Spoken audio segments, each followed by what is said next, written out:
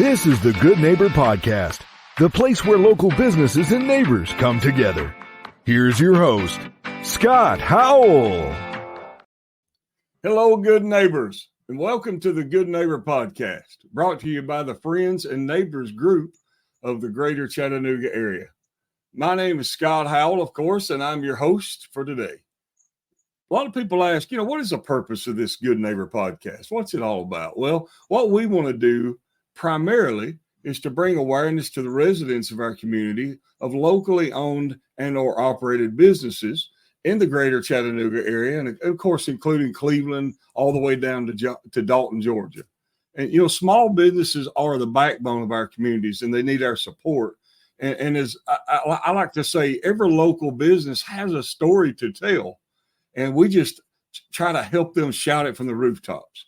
And today we have a little bit different situation. The gentleman and the organization we're going to talk to about today is a nonprofit organization. So it's not exactly a business, but they still need our support.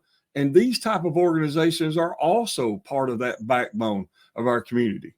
And so I've invited our good neighbor, Tyler Howell, with our one. Let me make sure I say that all together. It's called Our 100 Years Nonprofit Association, which is also a ministry, to be a part of the podcast today. And Tyler, we are so happy to have you on with us. Thank you, Scott. I really appreciate the opportunity to talk with you today and to share a little bit about what we have going on here at 100 Years. Absolutely. Yeah.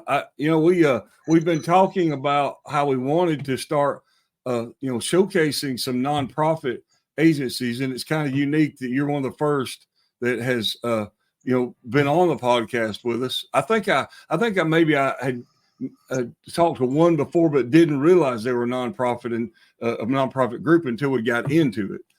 But so I just kind of wanted to set it up so that everybody knows, you're in need of support. We talked about you do have one product to sell that helps raise a little bit of money for the group, but I'm gonna reserve the time for you to explain what you do and how people can help you.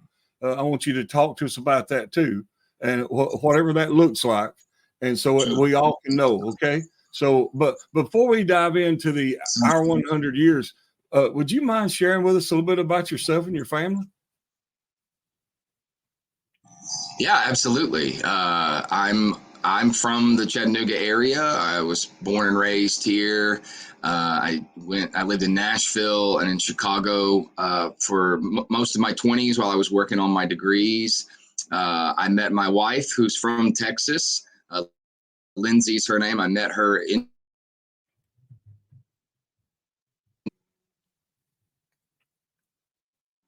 So I'm originally from Chattanooga. I was born and raised here in the Chattanooga Valley, and actually grew up on Signal Mountain. And I spent the better part of my 20s in Nashville and in Chicago working on my degrees. And while I was in Chicago, I met my wife, Lindsay, who's a wonderful person and a great wife. She's from Texas. We got married about 10 years ago and moved back to Chattanooga to start a business, do a number of different things, kind of settle our family here. And I have 4 incredible children, 3 boys and a little girl. My oldest, Oliver's 9, Henry is 6, Arthur is 3, and Elowyn is my daughter. She's almost 9 months old. Oh, wow. That's a little bit about me. I've worked in the consulting world for a while, in business, insurance, and I came to the nonprofit world about 3 years ago and have loved it. It's amazing. Well, that's great. That's a young family getting started out in life, and I know y'all been married several years, but you got a baby, brand new baby, not quite a year old. That's beautiful. That's beautiful. Yeah, she's great. Well, let's just jump in, and you just go into all the detail that you'd like to, explaining about our 100 years, and not only what it does, but how people can help you, how people can help the ministry. Absolutely. Thanks, Scott. So 100 Years is a next generation focused ministry that serves the most influential people in the lives of the next generation, particularly youth leaders that are working in the local church with kids on a regular basis, the parents of those kids, and the grandparents of those kids. Those three kind of roles have incredible influence over the lives of the next generation. So that's our purpose and our mission. And we serve those influential people through two primary strategic platforms. One is called the Youth Leader Collective. And the Youth Leader Collective coaches, connects, and cares for youth leaders in the local church. Primarily in our region, we work with about 100 to 150 churches here in the Chattanooga region. You can kind of draw the box: Nashville, Knoxville, Atlanta, Birmingham, kind of in that space. We have regular peer, the collectives are peer networking groups, peer coaching. It's where they can get together and talk about what's working, talk about what's not working or what's challenging. They can talk about, it's a trusted place for them to talk about their family life or difficulties or any of those types of things that we all face on a regular basis. And the research shows that youth pastors who are a part of peer networking groups, part of collectives, serve about 3 times longer and have much more productive ministries than those who don't. So that's the Youth Leader Collect. We have a number of other kind of programmatic type of things that we do. We host an annual conference every year in August that hosts about 400 youth leaders from all across the Southeast. This year, we've launched a youth leadership cohort, which is kind of a more intensive training and coaching program for a dozen youth leaders. And then we offer some one-on-one coaching as well. So that's the Youth Leader Collective, and that's one of our primary strategic platforms. And the other strategic platform is called the Pray For Me campaign. The Pray For Me campaign builds relationships between older believers in the local church and younger believers in the church through the catalyst of prayer. The Pray For Me campaign was born out of the majority of the research that we see now, which is if things don't change or if they stay the same kind of culturally and otherwise in the church, then in the next 25 years, about 40 million young people will walk away from the church and their faith by 2050. And so we started looking at what is it, why are they leaving? That's a big part. What is it that is catalyzing this rapid change and this rapid leaving? And there's a variety of different factors, but one of the most important and key factors is that young people go through the church generally in a series of graduations. They start an infant, then they move to children, then they move to youth, and then you graduate and you go on and you're disconnected. And they kind of grow up in these pods and they see the church kind of as an institution full of strangers, basically, that mom and dad know, but not as a family that cares for them and loves them and knows them and is there for them kind of when life gets tough and when they need support. And so it's our belief that is one of the key factors that's driving this exodus of young people. And so if that's the case, we started thinking about, well, how do we build these relationships, as many as we can, as naturally as we can, and what's the appropriate catalyst for that? And so that's how the Pray For Me campaign was born. It's 3 adults in the church commit to pray for 1 kid in the youth group over the course of a year through one of our prayer guides. And over that time, what you find almost inevitably is that prayer softens the heart of the adults towards the children, and then back from the children to the adults. And so the Pray For Me campaign was launched 10 years ago with 8 pilot churches. And as of today, we're in about 800, a little over 800 churches in 47 states and 5 foreign countries. And so it's been cool to see God just do that organically, really, and just grow like that. And to know, the most encouraging thing is the the feedback and the testimonies and the stories that we get on a regular basis of lives changed because of the Youth Leader Collective, because of the Pray For Me campaign. So that's kind of it in a nutshell. Yeah, that's great. Yeah, that's a great program. Yeah, thank you. Appreciate that. But now, being that you are a nonprofit ministry, is there a way that people can actually help the ministry outside? Say they're not a youth pastor, or they're not maybe involved directly into the Pray For Me campaign. Obviously, they can get involved in that campaign. The Pray For Me. How can they help? How can they benefit your ministry otherwise? Sure. We normally say we would love movement champions, and our movement champions do three things really in terms of being partners with us. The first is they pray. So they pray for us. They pray for the people that we serve and the leaders that we serve, the parents and grandparents that we serve, and that God will continue to bless our work that we're doing here. Yeah. So the first is to pray.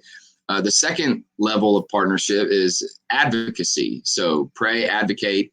And this is these are people just talking about it. They're sharing what they know. They're recruiting others to get involved.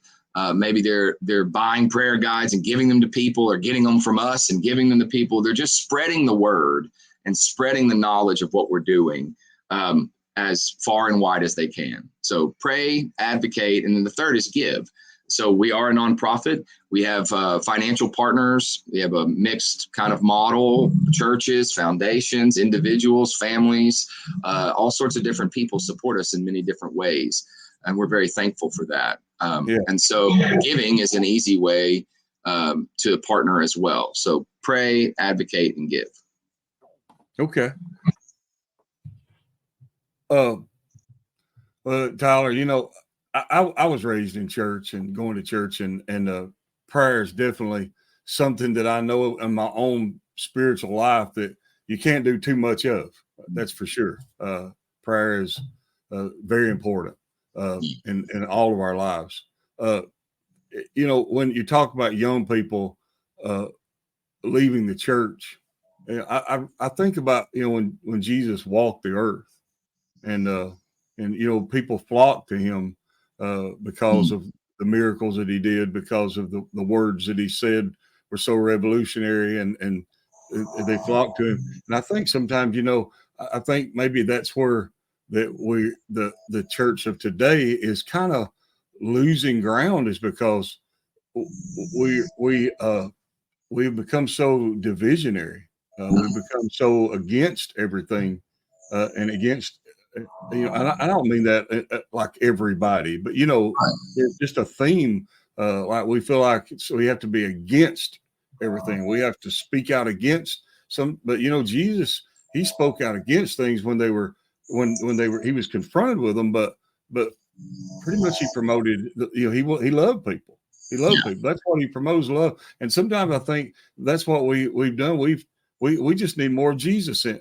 We need to be putting more Jesus back in not only our personal lives, but into our ministries, into our daily walk, into our outreach programs. Because if it worked when he was here, why can't we put more back? So it sounds like that's what you're advocating, by people praying together, praying for people, the youth pastors trying to work with parents and grandparents and all, and reach the young people. That's part of what I see is, we got to get Jesus back in this thing. Yeah. We need to go back. The Bible said, and please forgive me, I didn't mean to turn this into a sermon, but he said if our righteousness does not exceed the righteousness of the Pharisees, we'll in no wise enter the kingdom of heaven. And so I think we need to make sure that as Christians we're showing people Jesus. Yeah, they see Jesus in us. So I greatly admire what you're doing, but very much so. How did your journey? Before we pressed record today, you had told me you're involved in consulting, and now you're in the ministry, in the nonprofit. How did your journey take you from a business, more of a business only standpoint, to the nonprofit standpoint? Well, I mean, the Lord gets to, orchestrate all of those things. I'm just kind of along for the ride in some ways, but I've always had a kind of an interest in theology and philosophy since I was in high school, and then when I was in college, it was kind of a practical versus dream type thing, So the practical side of me got the business stuff and did all that. Yeah. And but I ended up picking up a biblical studies minor while I was there, and I took some biblical classes and that kind of thing. And I just became really, really interested in it. I had some friends at the time that went off to seminary from Belmont to a number of different places.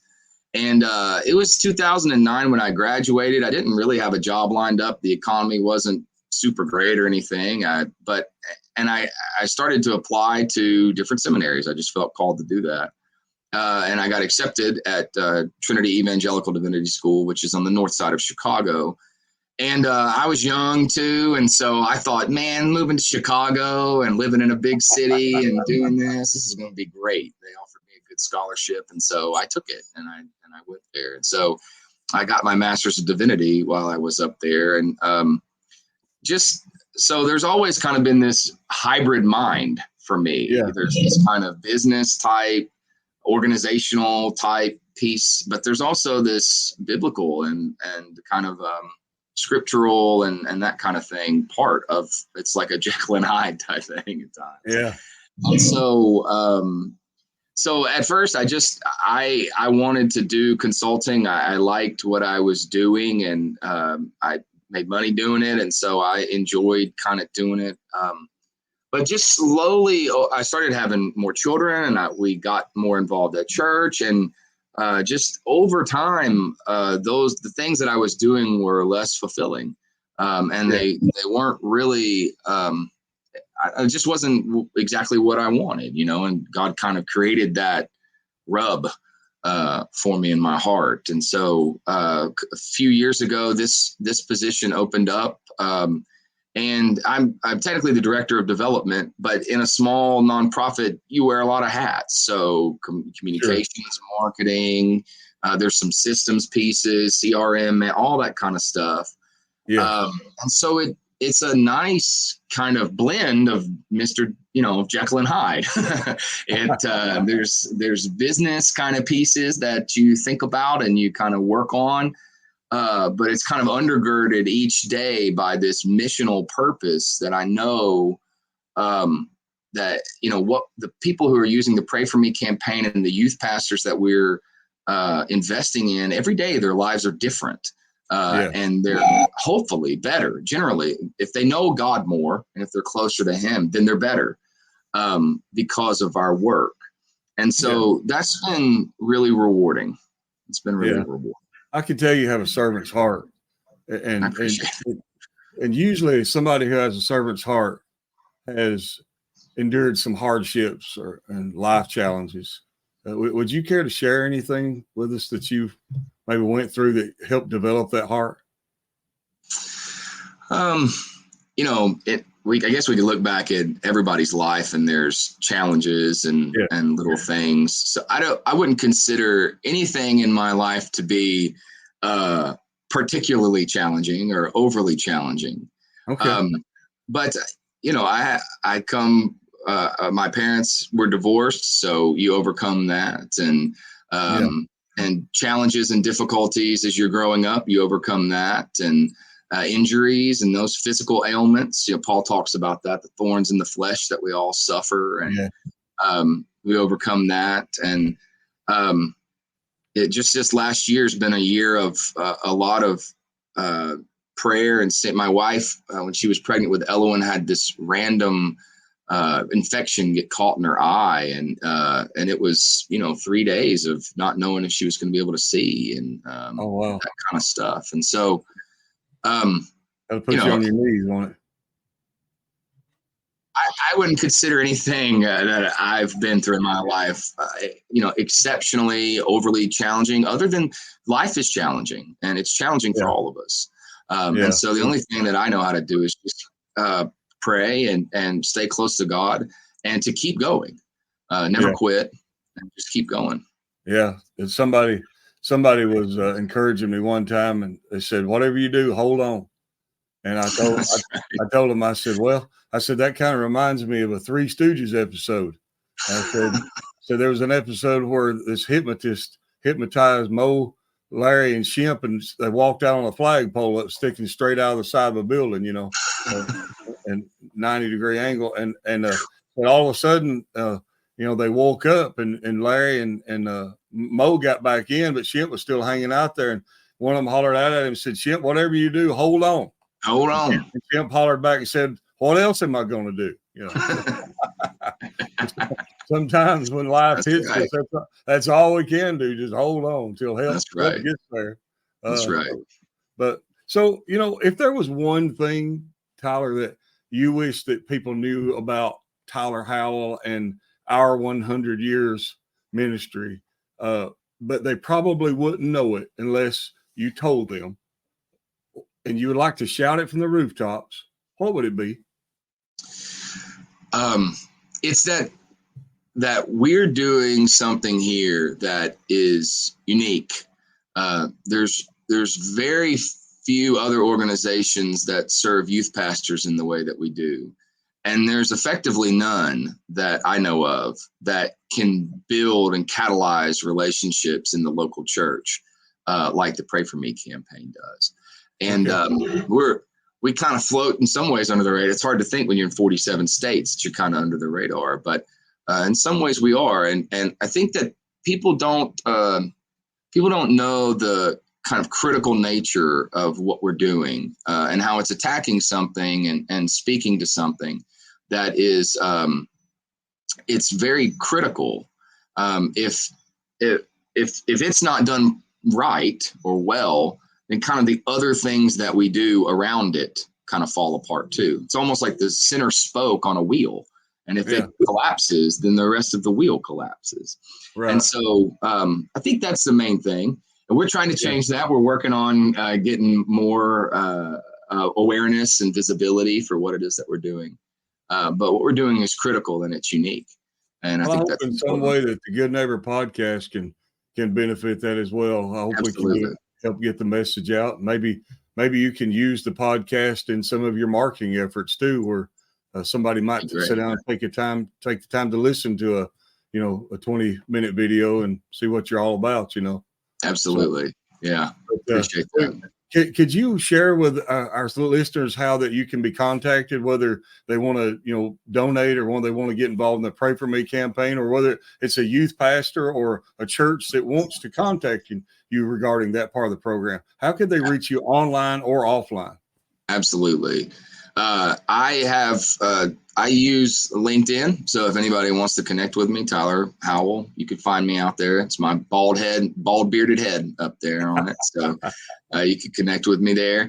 Our website is our 100 years spelled out.com. And that website, that's our umbrella. So it includes links to the Youth Leader Collective, which has its own separate page, and then to the Pray For Me campaign, which has its own separate page. Okay. All of our contact information is there. You can call our office here. Our office is here in Chattanooga, downtown Chattanooga. So we're available. You can come by and see me. You can send me an email, tyler@our100years.com. We try to be available. And so any of those routes, just let me know you heard me. Just in case, Tyler, share your phone number there at that office. Sure. It is. Did I catch you off guard? Yeah. It's kind of like somebody asking you for your cell number. You go, I don't know. I never call myself, right? Yeah, exactly.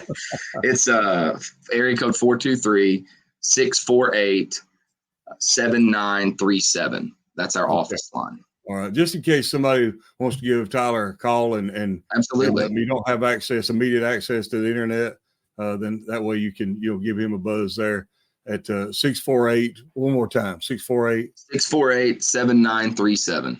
7937. So yes, I know sir. that they'll appreciate. And nothing else, if you want to call him up and just pray with him over the phone and just pray for what they do, I'm sure that would be greatly appreciated. So Tyler, it was a pleasure getting to know you today, sir, and so thankful that someone nominated you for this free podcast. That's how we work, is by nominations, and somebody felt like that this might benefit you in some way, and I hope they were correct.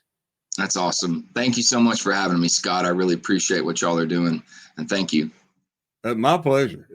And to all the good neighbors of the greater Chattanooga area, after meeting with Tyler and learning more about our 100 years ministry and all they're trying to do for youth pastors and young folk and the youth in general, and praying for one another, I know he hopes that you'll consider all they have to offer and remember them in these particular needs, and you'll reach out to their organization if you can. Let them know you support them in whatever way that you can do that.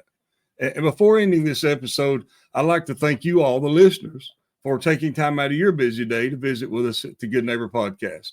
And I know this isn't a business in a true sense, but yet it is something that does need support. So let me say what I always say. Always remember to support the locally owned and operated businesses in the greater Chattanooga area, all the way from Cleveland down to Dalton, and all the way from Jasper all the way over to Polk County and Benton over there. We're in Polk County. I guess that's about the widest spectrum of our entire area. All these communities are important.